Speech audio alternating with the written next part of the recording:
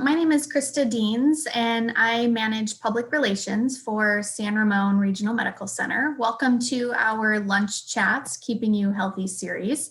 We actually developed this series to introduce different medical experts to the community and have them discuss a variety of topics from healthy habits to orthopedics and everything in between. And today we have the pleasure of introducing Dr. Sam Pejham. He's a local pediatrician with us. And he went to medical school at St. George's U School of Medicine. He completed his residency in pediatrics at New York Medical College. He's also an associate clinical professor at UCSF and works closely with med students to teach them about pediatrics. And he's also the chief of the Department of Pediatrics at Stanford Valley Care. And he's been practicing locally for about 20 years. And today he's going to be talking with us about COVID-19 in relation to kids. So wonderful information for parents. Thank you so much for joining us today, Dr. Pejham. Thank you for having me, Krista, Pam, and Kim. Thank you so much. So let's dive right into it. I'm going to go ahead and take over to share my screen with you.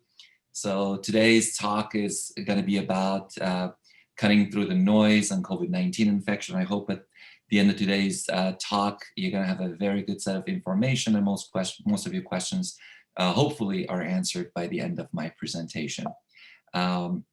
So let's go ahead and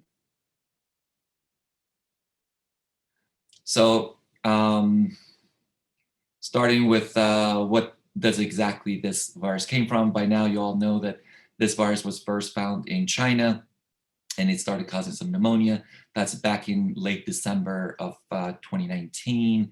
And the first cases were right about this time of the year, last year in 2020, January, that were found in the United States. We don't know exactly where it came from. There are thoughts about it came from animals, maybe bats, and somehow it got into the humans, but it is a novel, new virus that had never been seen before. So in March, WHO designated this as a pandemic, which of course it means it affected a lot of countries around the world, and that's where the designation comes from. Now, most of the people that do catch COVID-19 get it from other infected individuals that are close proximity to them. Currently, by CDC standard, that's considered within 6 feet. This is a virus that's transmitted by droplets. So it's kind of hijacks little water molecules. And as you cough or sneeze, or as even you speak, sing, those humid droplets that carry it leave your body through your mouth and nose, carry the virus with them, and then that enters another person's body into their lungs, and that's how the infection is transmitted. Now, some may ask, well, why do we have to wash our hands if this is purely a droplet through the air? Well, there are other mucosa. So if you have the viruses on your hands because you touch a surface and you touch your eyes or your mouth or your nose, well, the virus just got into your system as well. So it's really important to understand that touching contaminated objects and surfaces also is a big source of getting the virus, and that is through your nose, your eyes, and your mouth. And of course, the trick about this particular virus is that a lot of people don't have symptoms. So you really can't look at someone and know right away whether they're positive or negative, because they could be asymptomatic. That means someone that has no symptoms and just carries the virus. Now, by now you all know some of the common symptoms. People that have COVID may have fever, cough, sore throat, fatigue, they're short of breath maybe. But these symptoms may not show up on the first day. That's why from the time you're exposed, the CDC recommends 14 days, that's 2 weeks, that the symptoms may show. So that's a period of time that people have to watch, although most people will get symptoms after 5 to 6 days typically. Some of the other symptoms that people also get are headaches and loss of sense of smell and taste. As a matter of fact, a lot of our pediatric population or young adults, that is the main symptom, and that happens to be the only symptom. They stop tasting and smelling food. And by the way, we warn them not to start experimenting with super hot, spicy food. That still does a damage to your stomach, even though you may not taste the hot food. So please don't do that. That's on TikTok, so no one should do that. Others, we talk about diagnosis and treatment. It is diagnosed by testing. As you know, there are a lot of testing facilities. Contra Costa County, San Ramon Valley Medical Center, they offer the PCR testing that is done. It's the most accurate one. When it comes to testing, it's really important to understand the quick test, which is the antigen test, versus a PCR test. PCR test, that's the one that goes to the laboratory, and it takes time to get the results back. It's a lot more accurate. So it can pick even positive cases within asymptomatic people. With antigen tests, it's most sensitive with people that have symptoms. And the reason for that is because the viral load. So if you're symptomatic, you have a lot more viruses in the back of your nose and in the throat area. So when you swab it, there's more chance that antigen tests can pick those up. If you're asymptomatic, you may not have that many viruses in the back of your throat and your mouth and nasal cavity. So you need really a PCR test. That's the most accurate test that it can even detect viruses at a very low load level. So what can we do to prevent it? It's actually very simple. We can wear a mask. Masking actually protects others because it stops your droplets from shooting out from your body. So it dissipates from the side and goes down rather than being spread forward. And if you want to do a little challenge test, put on a mask and try to blow out a candle. And then you right away understand that's just not possible. So that's right away proves the fact that wearing masks is protective to stop the droplets from spreading. And of course, there are other things that, keeping a distance. So even if the droplets come out, they don't make it to the other person. Now, some people wear shields. Shields do stop the particles from getting into your eyes. So that's also protective for the person that actually wears it. Wash your hands, obviously extremely important so that we don't touch contaminated surface and then touch our eyes, nose, and mouth, which are really important entries other than what we breathe into our lungs. And hand sanitizers obviously do a good job. Soap, washing your hands, covering our coughs and sneezes goes without saying, of course. Shared objects, we try to minimize it, not go into crowded places, and try to minimize how long, if we have to go out, how long we're in very crowded places, and try to avoid those, of course, if we can. Now masks, we get a lot of questions from parents. What are the best masks the kids should wear? They've actually done a lot of testing on these things. And first of all, a mask is for kids that are 2 years and older. Younger than 2, they just don't wear masks, they don't tolerate it. Even for toddlers, it's a challenge. So first of all, it has to fit well. So that's really important. A poor fitting mask, uncomfortable mask, kids will just pull it down, or you as an adult may not tolerate for too long and you end up pulling your nose out. And anyways, it's just not going to work.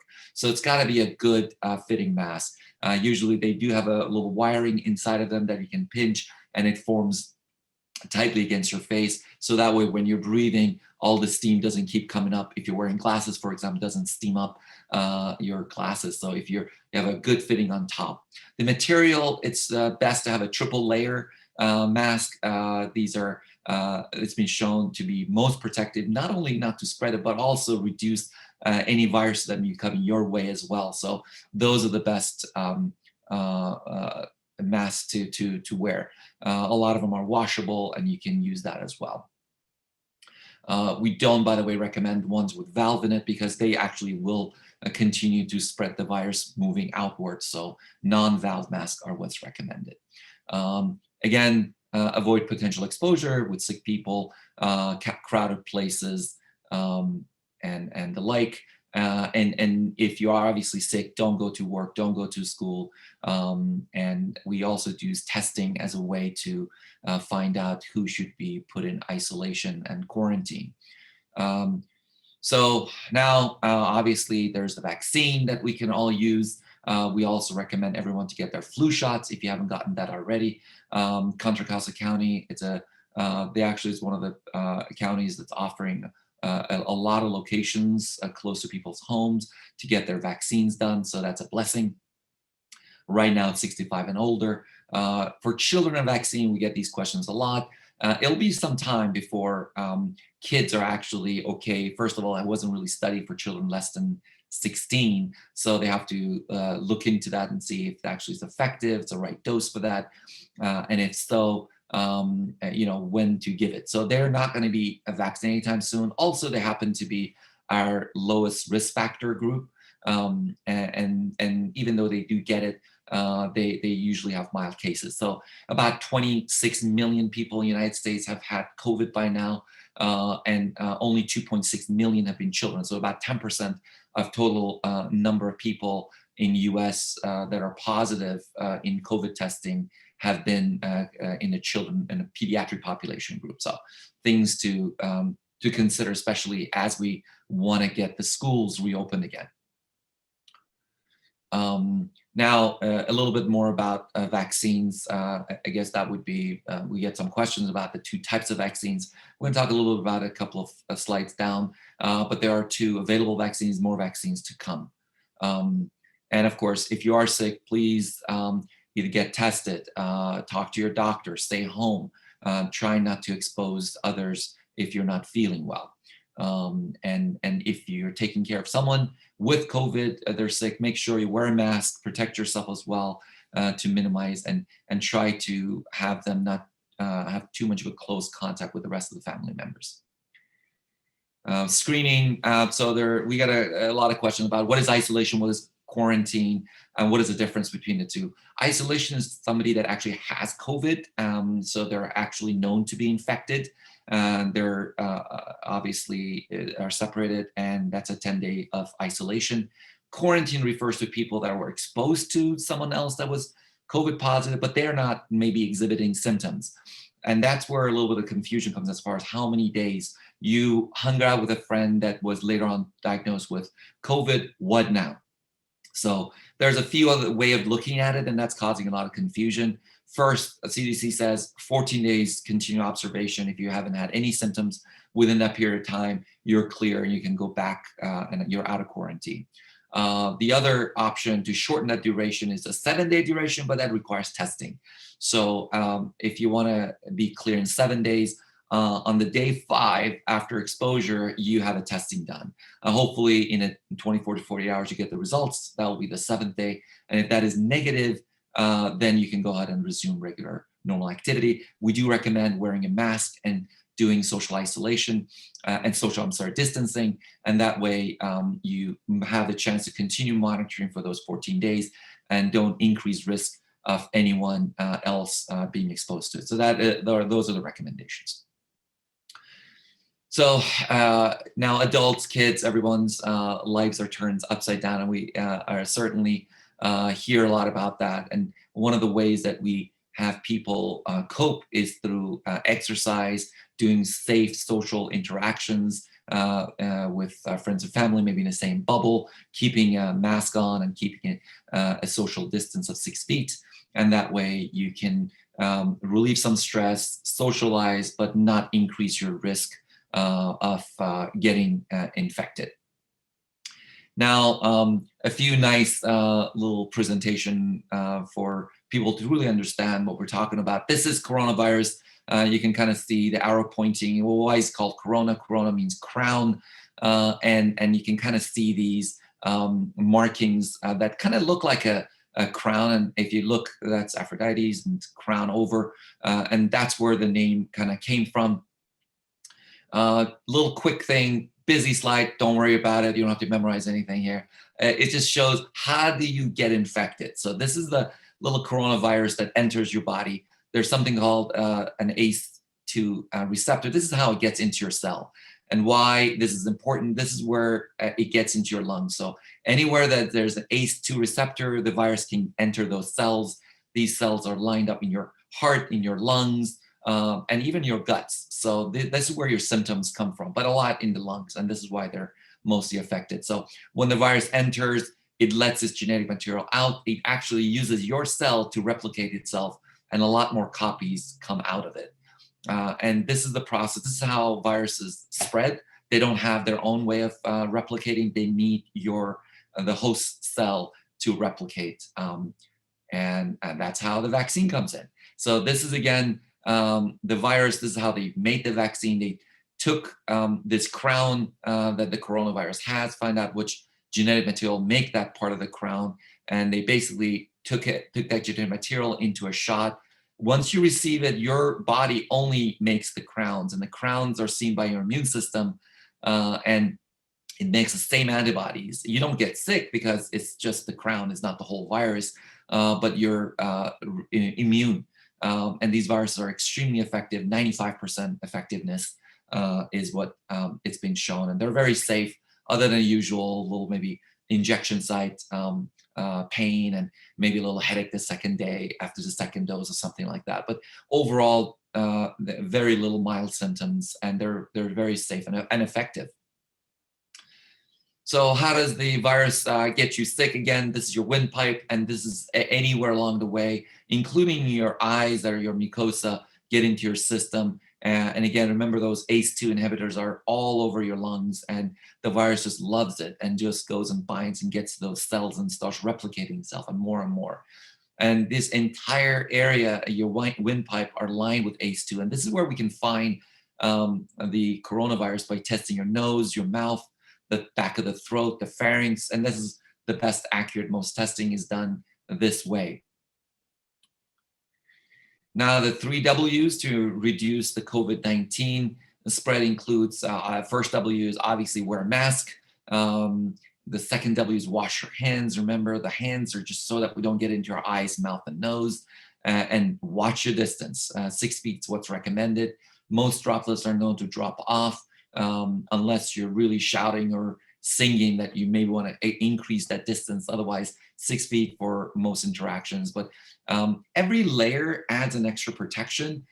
So by social distancing, washing your hands, and wearing a mask, you significantly reduce your risk of COVID infection. So don't only count on only one step. Do all 3 W's to really significantly reduce your risk. And this is what happens when you sneeze. These droplets go a long distance. So it's really important to make sure you understand this risk factor and stop your sneeze, cover your cough if you're not wearing a mask into your elbows, not hands. But the best way, of course, again, is wearing face shield, face mask, and the likes. Now, we talked a little bit about, avoiding crowded place and all that. Our American Academy of Pediatrics, AAP, does really care about children's mental health, their learning experience, their education, and of course, their safety and health as well. So looking at the numbers, knowing that only 10% of the population within the COVID positive population are only children, and they're not, especially younger children, are not big factors in spreading it. They're the ones that actually get it from the adults at home, not the other way around, because they don't have a lot of symptoms a lot of times. The priority for all of us is getting kids back to school, just have to do that safely. So that's really important, not just going to school, but how do we make that in a safe environment? And a big part of that is children's mental health and socialization and learning experience goes a part of that solution. So how do we do this, and how do we keep the schools safe? This has been, again, published by AAP, talks about disinfecting the surfaces, having kids wash their hands regularly, keep the desks separate. That's our social distancing. So that means less kids per classroom, which is a challenge. And this is why the hybrid systems come in to accommodate that. As far as common areas are really important to be aware of those, masking kids and adults.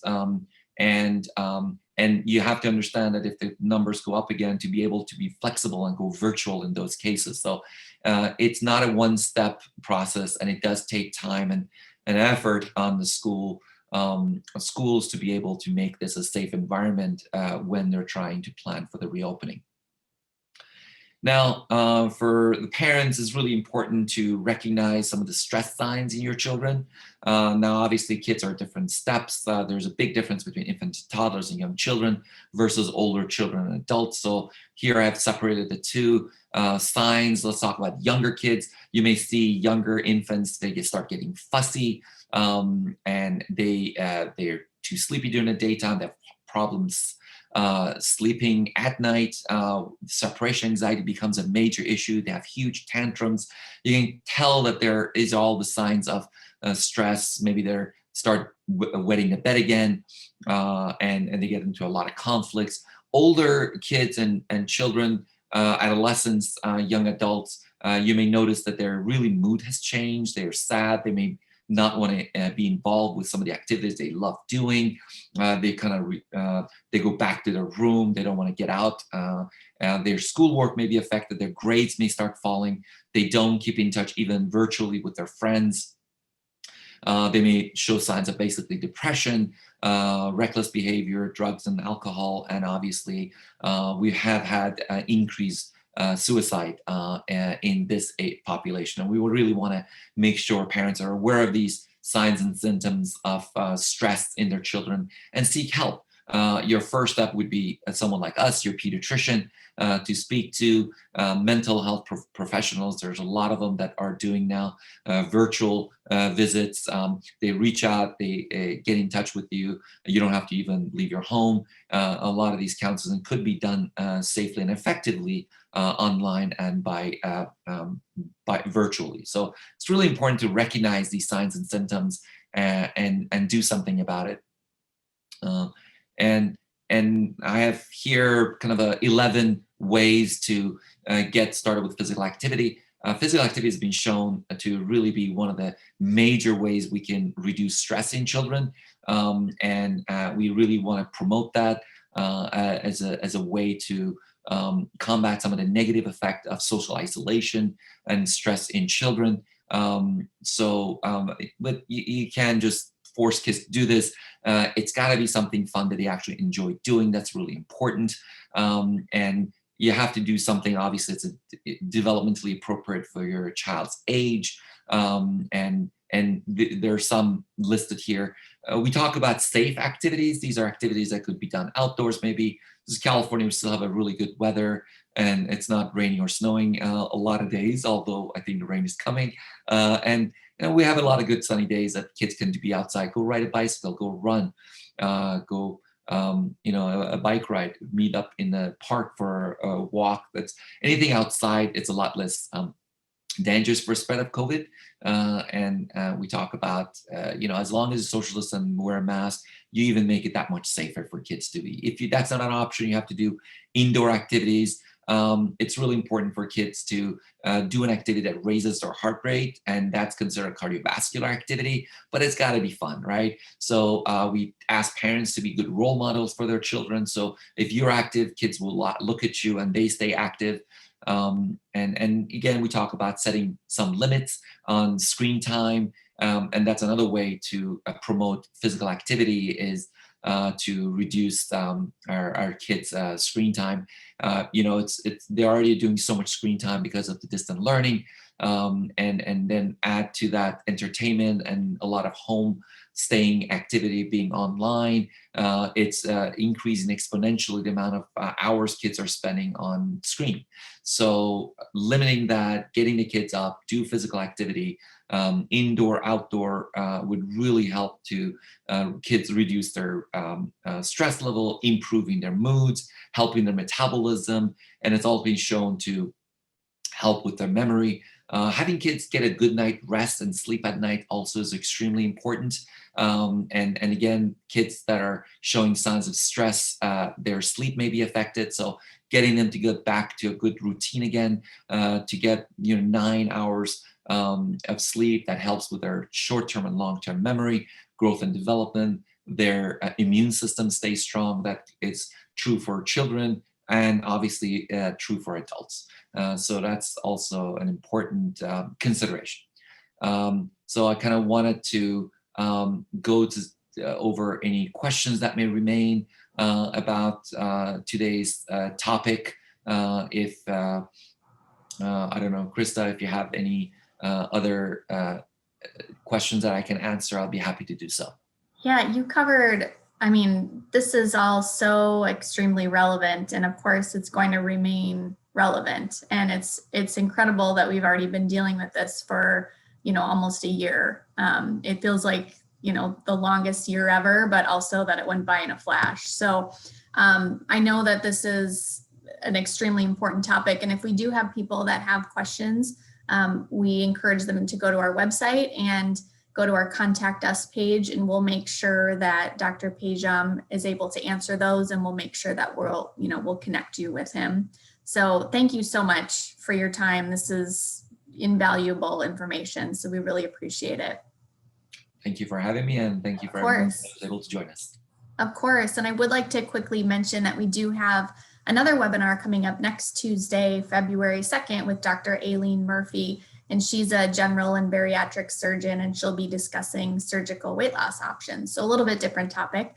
So anyone who's watching that wants to register for that, you can do that on our website as well. So thank you so much again, Dr. Pejham, and for everyone who tuned in. We really appreciate it.